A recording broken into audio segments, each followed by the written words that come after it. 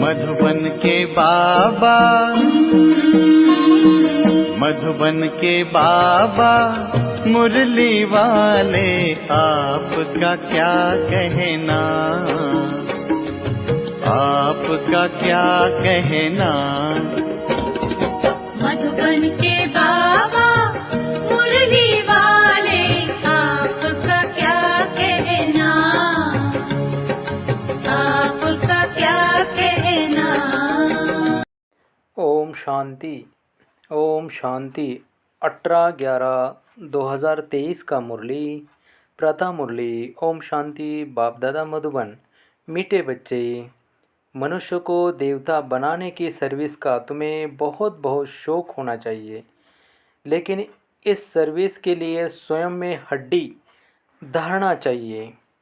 प्रश्न: आत्मा मैली कैसे बनती है? आत्मा पर कौन सी मैल चढ़ती है? उत्तर: मित्र संबंधियों की याद से आत्मा मैली बन जाती है। पहले नंबर का किचड़ा है देह अभिमान का, फिर लोभ मोह का किचड़ा शुरू होता है। ये विकारों की मैल आत्मा पर चढ़ती है, फिर बाप की याद भूल जाती है, सर्विस नहीं कर सकते। गीत: तुम्हारे बुलाने को जी चाहता है। ओम शांति। यह गीत बड़ा अच्छा है। बच्चे गारंटी भी करते हैं कि आपका सुन करके फिर यह ज्ञान सुनाने की दिल होती है। याद तो बच्चे करते हैं, यह भी ज़रूर है, कोई याद करते होंगे और मिले भी होंगे। कहाँ जाता है कोटों में कोई आकर के ये वर्षा लेते हैं। अभी तो बुद्धि बहुत विशाल हो गई है। ज़रूर 5000 वर्ष पहले भी बाप राजयोग सिखाने आया होगा। पहले पहले तो यह समझना है कि नॉलेज किसने सुनाई थी, क्योंकि यह बड़ी भूल है। बाप ने समझाया है, सर्वशास्त्रमयी शिरोमणि गीता है। भारतवासियों का शास्त्र सिर्फ मनुष्य ये भूल गए हैं। सर्वशास्त्रमयी गीता किसने गाई और उससे कौन सा धर्म स्थापन हुआ? बाकी गाते ज़रूर है, हे भगवान आप आओ। भगवान तो ज़रूर आते ही है, नई पावन दुनिया की रचना रचने। दुनिया का ही तो फादर है ना। भक्त गाते भी है, आप आओ तो सुख मिले या शांति मिले। सुख और शांति दो चीज़ें हैं। सतयुग में ज़रूर सुख भी है, बाकी सब आत्माएं शांति देश में हैं। यह परिचय देना पड़े। नई दुनिया में नया भारत राम राज्य था, उसमें सुख है, तब तो राम राज्य की महिमा है, उसको राम राज्य कहते हैं। तो इनको रावण राज्य कहना पड़े, क्योंकि यहाँ दुख है, वहाँ सुख है। बाप आकर सुख देते हैं, बाकी सबको शांति धाम में शांति मिल जाती है। शांति और सुख का दाता तो बाप है ना। यहाँ है अशांति दुख, तो बुद्धि में यह ज्ञान टपकना चाहिए। इसमें अवस्था बड़ी अच्छी चाहिए। ऐसे तो छोटे बच्चों को भी सिखलाया जाता है, परंतु अर्थ तो समझा ना सके। इसमें हड्डी धारणा चाहिए, जो कोई फिर प्रश्न पूछे तो समझा भी सके। अवस्था अच्छी चाहिए, नहीं तो कभी देह अभिमान में, कभी क्रोध मोह में गिरते रहते हैं। लिखते भी हैं, बाबा आज हम क्रोध में गिरा, आज हम लोभ में गिरा। अवस्था मजबूत हो जाती है तो गिरने की बात ही नहीं रहती। बहुत शौक रहता है मनुष्य को देवता बनाने की सर्विस करे। गीत भी बड़ा अच्छा है, बाबा आप आएंगे तो हम बहुत सुखी हो जाएंगे। बाप को आना तो ज़रूर है, नहीं तो पति सृष्टि को पावन कौन बनाए? श्री कृष्ण तो देहधारी है, उनका वह ब्रह्मा विष्णु शंकर का नाम नहीं ले सकते। गाते भी है पतित पावन आओ, तो उनसे पूछना चाहिए, ये तुमने किसके लिए कहा? पतित पावन कौन है और वह कब आएगा? पतित पावन वह है, उनको बुलाते हो तो ज़रूर ये पतित दुनिया है। पावन दुनिया सतयुग को कहा जाता है। पतित दुनिया को पावन कौन बनाएंगे? गीता में भी है, बरोबर भगवान ने ही राजयोग सिखाया और इन विकारों पर ही जीत पाई। काम महाशत्रु है। पूछना पड़ता है कि यह किसने कहा? कि मैं राजयोग सिखाता हूँ, काम महाशत्रु है। ये किसने कहा कि मैं सर्वव्यापी हूँ? किस शास्त्र में लिखा हुआ है? किसके लिए कहा जाता है पतित पावन? क्या पतित पावन ये गंगा है या और कोई है? गांधी जी भी कहते थे, पतित पावन आओ, गंगा तो हमेशा है ही, वह कोई नहीं है। गंगा को तो अविनाशी कहेंगे, बाकी सिर्फ तमोगुणी तत्व बन जाते हैं तो उसमें चंचलता आ जाती है, बाढ़ कर देते हैं, अपना रास्ता छोड़ देते हैं। सतयुग में तो बड़ा रेगुलर सब चलता है, कम जास्ती बारिश आदि नहीं पड़ सकती, वहाँ दुख की बात नहीं। तो बुद्धि में यह रहना चाहिए कि पतित पावन हमारा बाबा ही है। पतित पावन को जब याद करते हैं तो कहते हैं, हे भगवान, हे बाबा। ये किसने कहा? आत्मा ने। तुम जानते हो पतित पावन शिव बाबा आया हुआ है। निराकार अक्षर जरूर डालना है, नहीं तो साकार को मान लेते हैं। आत्मा पतित बनी हुई है। यह कह नहीं सकते कि सब ईश्वर है। अहम ब्रह्मास्मि या शिवोम कहना बात एक है, लेकिन रचना का मालिक तो एक ही रचना है।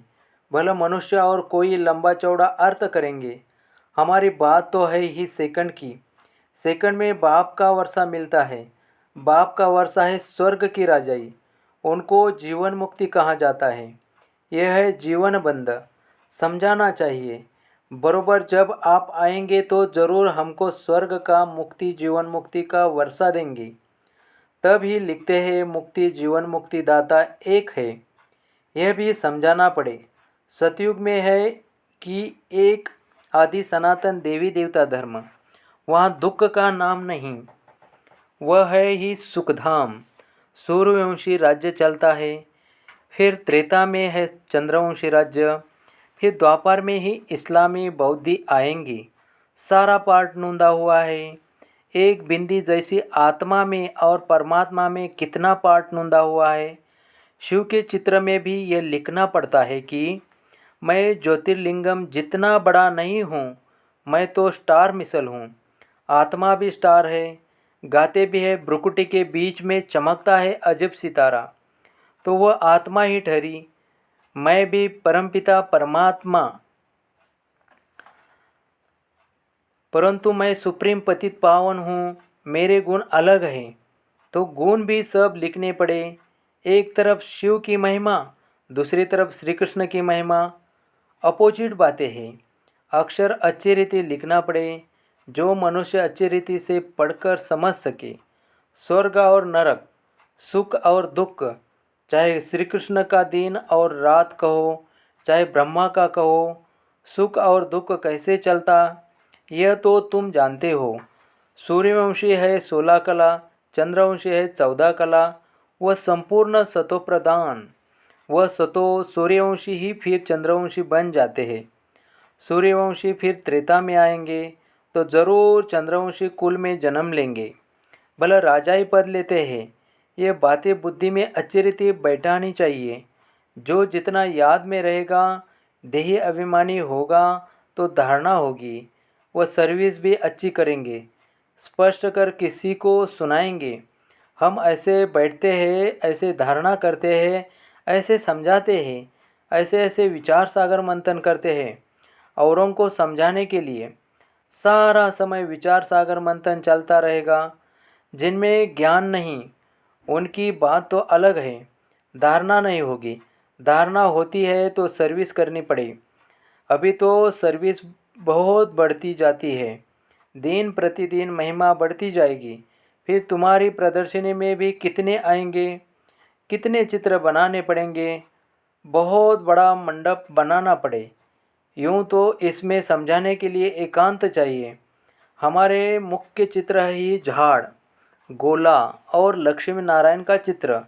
राधे कृष्ण के चित्र से इतना समझ नहीं सकते कि यह कौन है। इस समय तुम जानते हो कि हमको अब बाप ऐसा पावन बना रहे हैं। सब तो एक जैसे संपूर्ण नहीं बनेंगे। आत्मा पवित्र होगी, बाकी ज्ञान थोड़ी ही सब धारण करेंगे। धारणा नहीं होती तो समझा जाता है ये कम पद पाएंगे। अभी तुम्हारी बुद्धि कितनी तीक्ष्ण हो गई। नंबरवार तो हर क्लास में होती ही है, कोई तीखे कोई ढीले, यह भी नंबरवार है। अगर कोई अच्छे आदमी को थर्ड ग्रेड समझाने वाले मिल जाए तो वह समझेंगे यहाँ तो कुछ है ही नहीं। इसलिए पुरुषार्थ किया जाता है कि अच्छे आदमी को समझाने वाला भी अच्छा दिया जाए। सब तो एक जैसे पास नहीं होंगे। बाबा के पास तो लिमिट है। कल्प कल्प इस पढ़ाई की भी रिजल्ट निकलती है। मुख्य 8 पास होते हैं, फिर 100, फिर 16,000, फिर प्रजा, उनमें भी साहूकार गरीब सब होते हैं। समझा जाता है इस समय यह किस पुरुषार्थ में है, किस पद को पाने लायक है। टीचर को भी पता तो पड़ता है। टीचर्स में भी नंबरवार होते हैं। कोई टीचर अच्छा है तो सब खुश हो जाते हैं कि ये पढ़ाते भी अच्छा है, प्यार भी अच्छा करते हैं। छोटे सेंटर को बड़ा तो कोई बड़ा टीचर ही बनाएगा ना। कितना बुद्धि से काम लेना पड़ता है। ज्ञान मार्ग में अति मीठा बनना है। स्वीट तब बनेंगे जब मीठे बाप के साथ पूरा योग होगा, तो धारणा भी होगी। ऐसे मीठे बाबा से बहुतों का योग नहीं है, समझते ही नहीं। ग्रस्त व्यवहार में रहते बाप से पूरा योग लगाना है। माया के तूफानों तो आएंगे ही। कोई को पुराने मित्र संबंधी याद आएंगे, कोई को क्या याद पड़ता रहेगा। तो मित्र संबंधियों आदि की याद आत्मा को मैला कर देती है। खिचड़ा पड़ने से फिर घबरा जाते हैं। इसमें घबराना नहीं है, यह तो माया करेगी। खिचड़ा पड़ेगा हमारे ऊपर। होली में खिचड़ा पड़ता है ना। हम बाबा की याद में रहे तो खिचड़ा नहीं रहेगा। बाप को भूले तो पहला नंबर देह अभिमान का खिचड़ा पड़ेगा। फिर लोभ मोह आदि सब आएंगे। अपने लिए मेहनत करनी है, कमाई करनी है, और फिर आप सामान बनाने की मेहनत करनी है। सेंटर पर सर्विस अच्छी होती है। यहाँ आते हैं तो कहते हैं हम जाकर प्रबंध करेंगे, सेंटर खोलेंगे, यहाँ से गए खलास। बाबा खुद भी कह देते हैं तुम यह सब बातें भूल जाएंगे। यहाँ तो भट्टी में रहना पड़े जब तक समझाने लायक हो जाए। शिव बाबा का तो सबसे मीठा कनेक्शन है ना। समझ सकते हैं किस प्रकार की सर्विस करते हैं। स्थूल सर्विस का इजाफा मिलता अवश्य है, बहुत हड्डी सर्विस करते हैं, परंतु सब्जेक्ट तो है ना। उस पढ़ाई में भी सब्जेक्ट होते हैं, तो इस रूहानी पढ़ाई के भी सब्जेक्ट है। पहले नंबर की सब्जेक्ट है याद, पीछे पढ़ाई बाकी सब है गुप्त। इस ड्रामा को भी समझाना पड़ता है। यह भी कोई को पता नहीं है कि 1250 वर्ष एक युग में है। सतयुग कितना समय था? अच्छा, वहाँ कौन सा धर्म था? सबसे जास्ती धर्म यहाँ किसने होने चाहिए? बौद्ध इस्लामी आदि इतने जन्म थोड़ी ही लेंगे। किसकी बुद्धि में ये बातें नहीं हैं? शास्त्रवादियों से पूछना चाहिए कि तुम भगवानवाच किसको कहते हो? सर्वशास्त्रमय शिरोमणि तो गीता है। भारत में पहले पहले तो देवी देवता धर्म था। उनका शास्त्र कौन सा? गीता किसने गाई? श्री कृष्ण भगवानवाच तो हो न सके। स्थापना और विनाश करना तो भगवान का ही काम है। श्री कृष्ण भला कब आया? अभी किस रूप में है? शिव बाबा के अपोजिट श्री कृष्ण की महिमा जरूर लिखनी पड़ेगी। शिव है गीता का भगवान, उनसे श्री कृष्ण को पद मिला। श्री कृष्ण के 84 जन्म भी दिखाते हैं। पिछाड़ी में फिर ब्रह्मा को एडॉप्ट चित्र भी दिखाना पड़े। हमारी बुद्धि में जैसे 84 जन्मों की माला पड़ी हुई है, लक्ष्मी नारायण के भी 84 जन्म जरूर दिखाने पड़े। रात को विचार सागर मंथन कर ख्याल चलना पड़ता है। सेकंड में जीवन मुक्ति मिलती है। इसके लिए हम क्या लिखें? जीवन मुक्ति माना स्वर्ग में जाना। सो तो जब बाप स्वर्ग का रचयिता आए, उनके बच्चे बने, तब स्वर्ग के मालिक बने। सतयुग है पुण्य आत्माओं की दुनिया, यह कलयुग है पाप आत्माओं की दुनिया। वह है निर्विकारी दुनिया। वहाँ माया रावण का राज्य ही नहीं है। भले वहाँ यह सारा ज्ञान नहीं रहता, लेकिन हम आत्मा हैं। यह शरीर बूढ़ा हुआ है, इसी को अब छोड़ना है। यह तो ख्यालात रहते हैं ना। यहाँ तो आत्मा का भी ज्ञान कोई में नहीं है। बाप से जीवन मुक्ति का वर्षा मिलता है तो याद भी उनको करना चाहिए ना। बाप फरमान करते हैं मनमना भव। गीता में यह किसने कहा कि मनमना भव, मुझे याद करो और विष्णुपुरी को याद करो? यह कौन कह सकता है? श्री कृष्ण को तो पतित पावन कह न सके। 84 जन्मों का राज भी कोई थोड़ी जानते हैं। तो तुम्हें सबको समझाना चाहिए। तुम इन बातों को समझकर अपना और सबका कल्याण करो तो तुम्हारा मान बहुत होगा। नीडर हो, जहाँ तहाँ फिरते रहो। तुम हो बहुत गुप्त, भला ड्रेस बदल कर सर्विस करो। चित्र सदैव पास में हो। अच्छा, मीठे मीठे सिकले दे बच्चों प्रति माता पिता बाप दादा का याद प्यार और गुड मॉर्निंग। रूहानी बाप की रूहानी बच्चों को नमस्ते। धारणा के लिए मुख्य सार। फर्स्ट, मीठे बाप से पूरा योग लगाकर अति मीठा और देही अभिमानी बनना है। विचार सागर मंथन कर पहले स्वयं धारणा करनी है, फिर दूसरों को समझाना है। 2, अपनी अवस्था मजबूत बनानी है, नीडर बनना है। मनुष्य को देवता बनाने की सर्विस का शौक रखना है। वरदान, सदा खुशी की खुराक खाने और खिलाने वाले खुशहाल खुश नसीब भव। आप बच्चों के पास सच्चा अविनाशी धन है, इसलिए सबसे साहूकार आप हो।